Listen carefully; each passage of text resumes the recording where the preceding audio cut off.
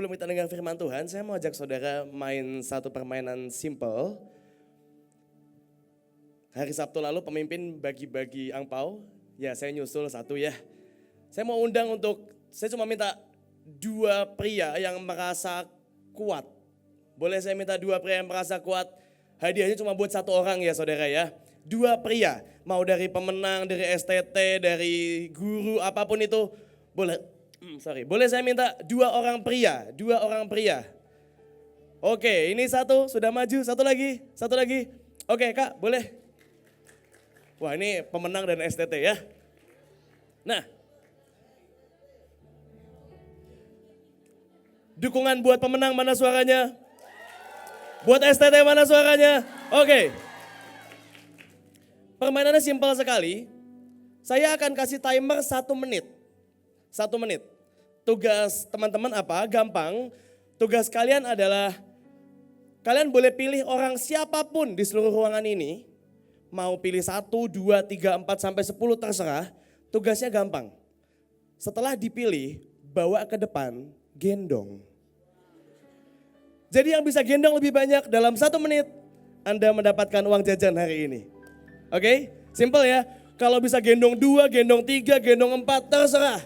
Pokoknya 1 menit, tahu jadi aja. Terserah, mau taruh di pundak, mau pegangan di kaki, pokoknya gak boleh nyentuh tanah. Ya mau gelendotan dari samping begini, yang penting gak nyentuh tanah. Oke? 1 menit ya, siap? Mulai dari 3, 2, 1. 1 menit. Terserah yang manapun, pokoknya sebanyak-banyaknya. Sampai depan digendong lagi ya. Oke? Boleh. Kalau orang nggak mau jangan dipaksa, nanti diculik. Ayo. STT kasih dukungan buat temanmu gitu loh. Dia butuh uang jajan hari ini, ayo. Oke. Sudah 3. Ini yang pertama buat STT. 17 detik lagi. 10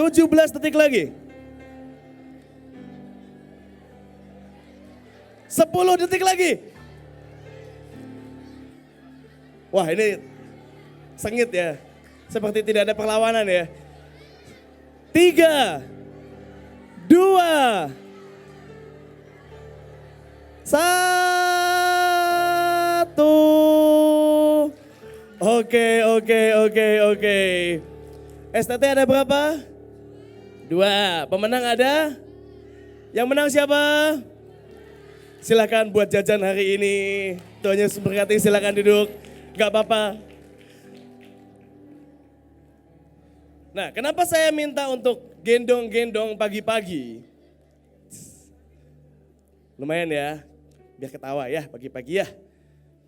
Karena judul hari ini adalah panggilan untuk menggendong. Boleh saya minta ayat yang pertama?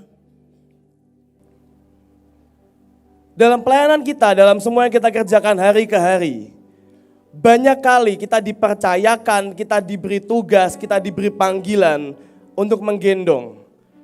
Entah itu menggendong teman kita, entah itu menggendong saudara kita, entah itu menggendong janji Tuhan, menggendong nubuat, apapun itu. Tapi ada banyak kali kita diperhadapkan pada sebuah panggilan untuk menggendong.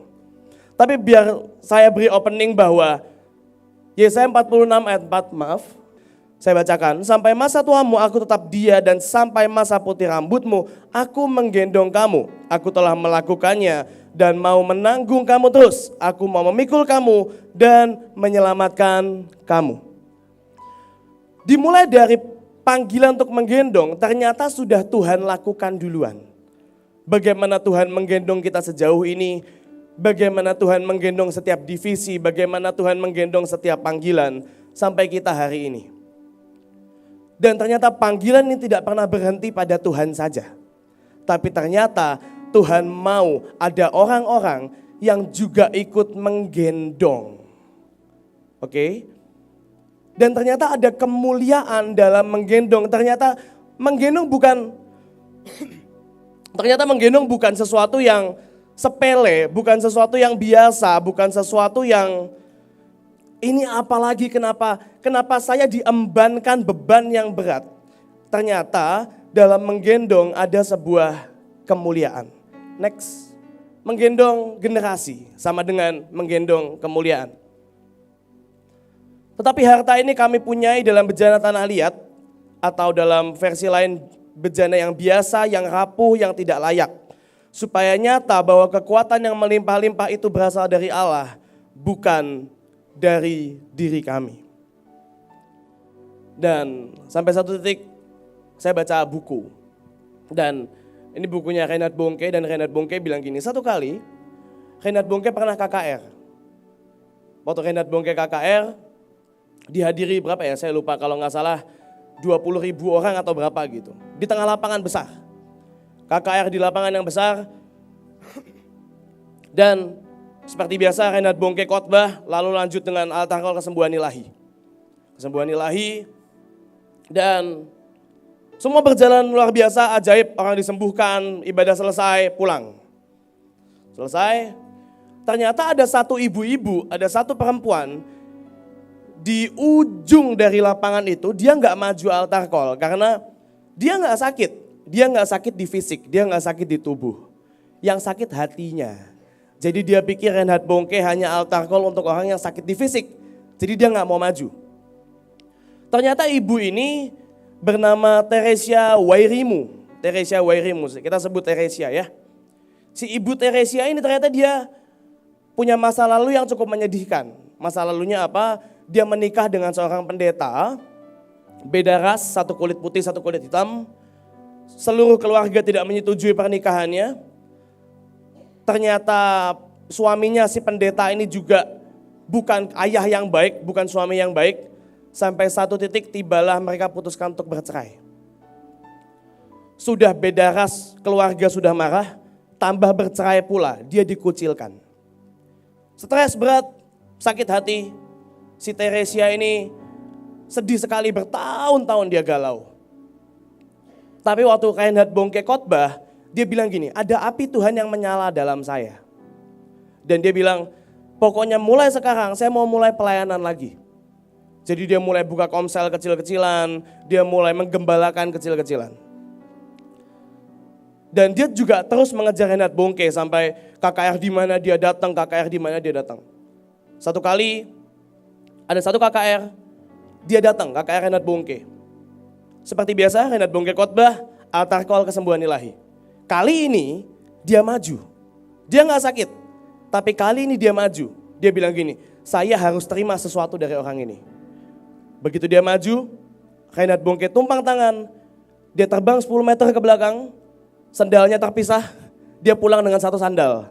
Dan sandalnya dimuseumkan sama dia. Ini impartasi Reinhard Bonnke, dia bilang gitu. Sandalnya tinggal satu tapi. Sudah dia pulang. Beberapa tahun kemudian, di tempat yang sama, di lapangan yang sama, di kota yang sama, Reinhard Bonnke mampir. Bukan khotbah di situ, cuma mampir. Lagi jalan, dia dengar ada perempuan khotbah.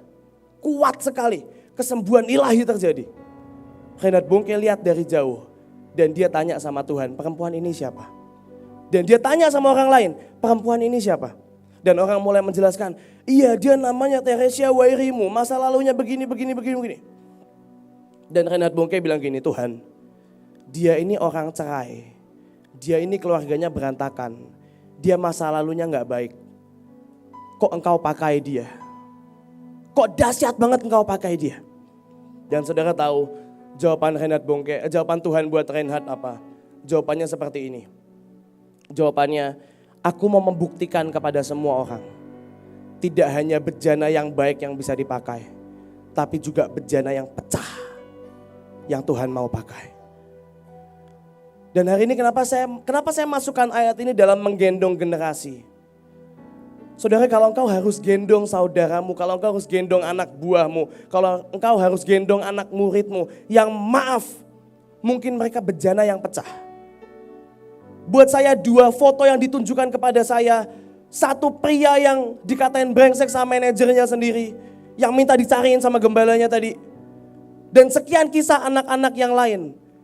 Buat saya mereka semua bejana yang mungkin pecah, mungkin rapuh, mungkin gak bagus.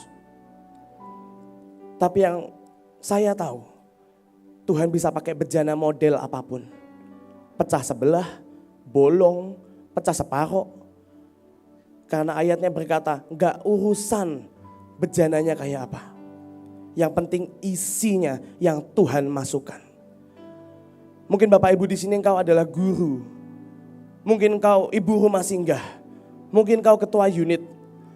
Dan kau punya PR banyak sekali untuk anak sekelasmu, untuk anak buahmu, untuk muridmu. Kalau boleh saya bilang pagi hari ini, saudara sedang mengkoleksi dan menyiapkan wadah untuk Tuhan bekerja dengan dahsyat dan ajaib. Kenapa? Walaupun mereka wadah yang pecah, Tuhan pun bisa pakai itu. Lanjut ayat yang selanjutnya. Saya tutup dengan ini. Menggendong sama dengan weight gain. Lukas 5 ayat 19 sampai 20. Karena mereka tidak dapat membawanya masuk berhubungan dengan banyaknya orang di situ, naiklah mereka ke atap rumah. Lalu membongkar atap itu dan menurunkan orang itu dengan tempat tidurnya ke tengah-tengah orang banyak, tepat di depan Yesus. Ketika Yesus melihat iman mereka, berkatalah ia, "Hai saudara, dosamu sudah diampuni." Kalau saudara nimbang berat badan, misal saudara nimbang, kalau saya nimbang, akan keluar angka 95 kilo kira-kira. Ya lumayan berat ya, 95 kilo. Tapi kalau ada timbangan yang lebih mahal, yang timbangan yang lebih bagus, saudara bisa nimbang 95 kilo itu terdiri dari apa aja. Pernah tahu ya ada timbangan yang seperti itu ya, lemaknya berapa, ototnya berapa. Dan kemarin saya sempat lihat, organ tubuh itu sekian persen sendiri, tulang itu sekian persen sendiri. Jadi saya bisa simpulkan begini, bobot atau berat adalah akumulasi, adalah total. Contoh, saudara sering dibilang ya kita harus menaikkan bobot kita. Gampang, setiap kita punya poin-poin masing-masing. Ada bobot kerendahan hati, ada bobot kesabaran, bobot iman, bobot kasih, bobot pengharapan. Nah semua kita punya itu. Jadi kalau saudara ditimbang berapa, anggap 100 kilo, mungkin jangan-jangan kesabarannya cuma 2 on. Tapi yang berat yang lain, bisa juga. Kenapa? Karena bobot adalah akumulasi, adalah total. Nah, kalau boleh saya bilang pagi hari ini, kalau saudara mau menaikkan bobotmu, salah satu cara paling mudah adalah dengan saudara menggendong orang lain. Logikanya gampang, saudara nimbang sendiri sama nimbang berdua beda kan beratnya. Pasti langsung naik. Jadi pagi ini saya mau bilang kalau saudara mau menaikkan bobot dalam hidupmu, simple. Gendong orang yang banyak. Buka hatimu, buka dompetmu, buka rumahmu, buka mobilmu. Dan kau akan mulai menaikkan bobotmu di hadapan Tuhan. Kenapa? Ya balik lagi, saudara nimbang sendiri, sama nimbang berdua, sama nimbang bertiga, nimbang berempat, beratnya beda. Dan kalau boleh saya bilang ya, mungkin kisah ini gak akan terjadi kalau orangnya sendirian. Mungkin kisah ini gak akan terkenal. Toh orang lumpuh yang disembuhkan Yesus banyak kok. Kenapa yang ini harus masuk Alkitab? Ya selain ada unity, selain ada orang-orang yang punya hati untuk saudaranya. Salah satunya Tuhan mau bilang gini, untuk menaikkan iman, untuk menaikkan bobot, kadang-kadang kita perlu menggendong orang lain. Simpel saudara, kalimatnya berkata ketika Yesus melihat iman mereka. Saya gak yakin kalau sendirian akan terjadi kejadian seperti ini. Kenapa? Karena menggendong adalah cara paling mudah menaikkan bobot kita. Guru-guru di sekolah menaikkan bobot gampang, gendong. Kalau cuma diomelin ya gak digendong. Gendong. engkau ketua unit, engkau gembala, apapun kau punya pelayanan apapun. Gendong itu gak cuma orang ya. Gendong itu ya pelayanannya digendong, doa-doanya. Menurut saya kenapa kita harus berdoa untuk bangsa dan negara. Itu salah satu cara Tuhan mau menaikkan bobot level kita semua.